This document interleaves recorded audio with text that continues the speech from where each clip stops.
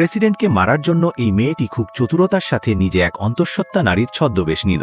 এরপর সে সরাসরি হোটেলের ভেতরে চলে গেল। যখনই সে নিরাপত্তা গার্ডের কাছে পৌঁছল, সে মাথা ঘোরার নাটক করল এবং প্রায় পড়ে যাচ্ছিল। গার্ড সঙ্গে সঙ্গে তাকে সাহায্য করল। মেয়েটি নাটক করে নিজের সুগার কমে গেছে বলে জানালো। গার্ড ভেতরে গিয়ে তার খাবার জন্য কিছু আনতে গেল। লিসা সুযোগে সদ্ব্যবহার করল এবং দ্রুত উঠে দাঁড়ালো। সে নিঃশব্দে প্রেসিডেন্টের কাছে গেল এবং খুব কৌশলে তার ফোনটি বদলে দিল। ভেতরের কর্মীরা কিছুই খেয়াল করল না। যখনই প্রেসিডেন্ট ফোনটি তুলে উত্তর দেওয়ার চেষ্টা করলেন, অমনি ইলেকট্রোম্যাগনেটিক অস্ত্রটি সক্রিয় হয়ে উঠল। কয়েক সেকেন্ডের মধ্যেই প্রেসিডেন্টের চোখ বড় হয়ে গেল এবং তিনি মাটিতে লুটিয়ে পড়লেন। হোটেলে প্রেসিডেন্টের এই আকস্মিক মৃত্যু সবাইকে স্তম্ভিত করে দিল।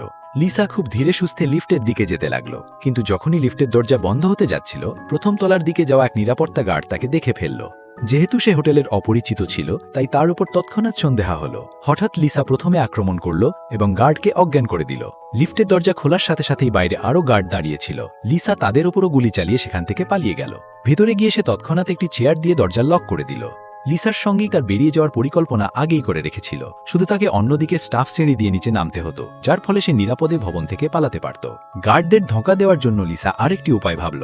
সে একটি চেয়ার তুলে জানালায় আঘাত করে কাঁচ ভেঙে ফেলল। গার্ডরা যখন ব্যাঙ্কোয়েট হলে ঢুকল এবং ভাঙা কাঁচ দেখল, তখন তারা ধরে নিল যে হত্যাকারী লাফিয়ে পালিয়ে গেছে, কিন্তু আসলে ওটা ছিল লিসার পাতা একটি ফাঁদ। ততক্ষণে সে সিঁড়িতে গিয়ে কাপড় বদলে ফেলেছিল।